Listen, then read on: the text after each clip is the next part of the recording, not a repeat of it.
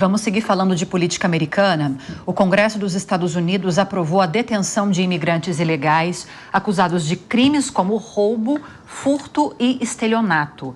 A medida foi aprovada pela Câmara dos Representantes de maioria republicana, com 263 votos favoráveis e 156 contrários. Cerca de 40 legisladores democratas apoiaram a iniciativa. O presidente Donald Trump deve promulgar a lei imediatamente. O combate à imigração ilegal é a prioridade máxima de Trump, que já assinou uma série de decretos destinados a facilitar a deportação de imigrantes em situação irregular. Thaís, eu quero te ouvir um pouquinho nesse aspecto de direitos humanos, porque houve até o apoio nessa decisão do Congresso de aprovar essa detenção de imigrantes ilegais diante dessas condições, desde que esses imigrantes estejam relacionados a crimes, a criminalidade. Mas te preocupa a forma como isso vai ser conduzido? Absolutamente. Assim, o princípio da presunção da inocência também faz parte da Constituição norte-americana. Então, imigrantes acusados. Então, acabou a presunção de inocência. Se você foi acusado, você já vai responder e já vai ter uma pena. Então, isso é uma estratégia xenofóbica, violenta, totalmente desumana, que cerceia direito das pessoas com a pseudo-ideia de que vamos moralizar, vamos arrumar, honestidade, e que por trás disso há violações gravíssimas. Então, é muito assustador. Eu não sei assim, se as pessoas conseguem entender a gravidade de qualquer proposta que fira a presunção de inocência de uma pessoa. Então, se você está sendo acusado de alguma coisa, se você sofre qualquer tipo de medida pelo fato de ser acusada, sendo que a acusação é livre, eu posso acusar, inclusive, erroneamente alguém, numa justiça que é totalmente seletiva, racista, xenofóbica, sempre foi, né, que é a justiça norte-americana, que historicamente, através dos direitos humanos e das lutas por igualdade, houve alguma correção para que hoje estivéssemos no Estado Democrático de Direitos, e daí vem esse retrocesso gigantesco. Então, é assustador, absolutamente assustador. Não consigo, assim, encontrar uma vírgula nesse cenário que seja não desesperadora. Até consegui ouvir a manifestação aqui de Raquel enquanto você falava. O fato de a lei aprovada tratar acusados, já abrindo esse precedente para essa deportação, também te preocupa ou não? Não existe uma simetria entre os criminosos estrangeiros e os criminosos americanos. Os criminosos americanos, ou aqueles que são acusados e nascidos norte-americanos, ali eles permanecem. Se alguém está lá e é acusado pela prática de algum crime, haverá uma deportação em massa. É muito complicado, porque a gente sabe que quando estamos em outro território, seja sendo turista, seja ora morando em determinado outro país, já existe um desequilíbrio daquele que é o natural, né? Daquele que é realmente o cidadão proveniente daquele país com um estrangeiro. Então, a palavra daquele que é o norte-americano, que nasceu norte-americano, sempre preponderará a qualquer estrangeiro que ali esteja. Além dessa política de rigor severo, a expulsão em massa de todos aqueles que burlaram leis imigratórias e ali entraram nos Estados Unidos buscando emprego ou qualquer outra forma de sobrevivência, é também de se alertar o turismo, né? As pessoas que acham que estão lá indo num país que já, de uma forma ostensiva, tem uma ressalva ao estrangeiro, como ele estará tratando esses turistas? Ou haverá outro tipo de discriminação? O imigrante com dinheiro aqui será bem-vindo, ou o imigrante que aqui busca oportunidade não será bem-vindo? Então, existe uma série de dualidades, de destemperos nessas medidas tomadas. Ou não estamos tendo informações corretas do que realmente está sendo feito, ou são medidas completamente questionáveis e dúbias que estão sendo tomadas nos Estados Unidos. A gente pode colocar aqui outras decisões que não tiveram de passar pelo Congresso, Daisy, mas nessa área de imigração que merecem ser lembradas aqui para a gente discutir um pouco mais sobre elas também. A questão da emergência na fronteira com o México, aumentando o efetivo militar na região, a proibição da cidadania americana automática para filhos de imigrantes ilegais e temporários também, fechamento da fronteira, que é mais recente, dificultação dos processos de asilo. Estamos já no caminho de um processo de deportação em massa ou ainda você acredita que Trump faz bravata ao falar sobre isso? Lívia, a gente está vendo que não é só bravata, né? Mas eu acho que a gente está no caminho de uma transformação cultural muito ampla nos Estados Unidos.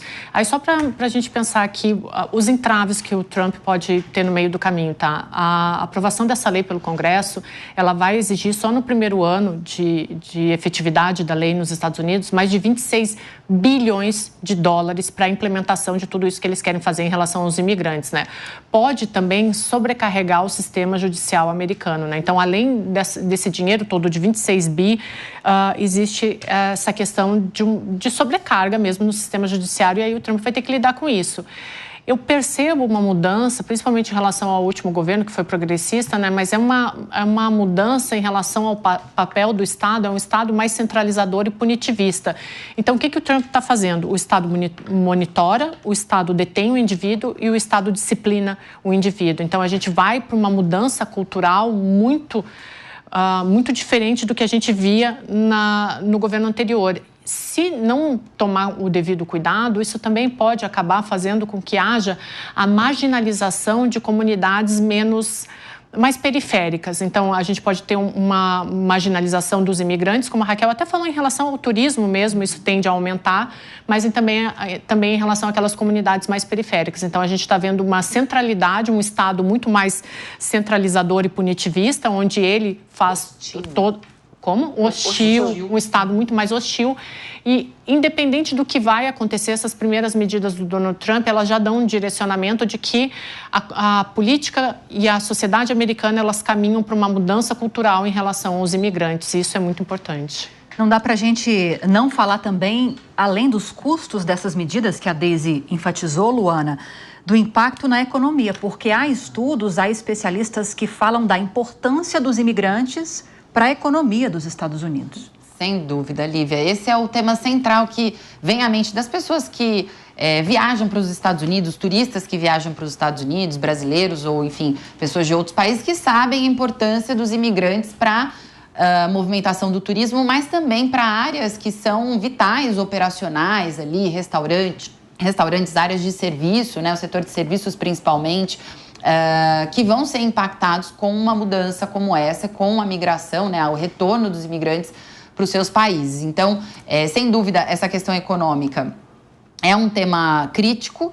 Ela muito provavelmente deve já fazer parte aí das análises, dos cálculos também da equipe de Donald Trump, mas eu acho que a extensão do que significa essa mudança, como a gente colocou aqui, muitas vezes ela fica secundária no momento em que um novo presidente assume, e aqui a gente fazendo uma avaliação política, né? O que ele prometeu durante a sua candidatura?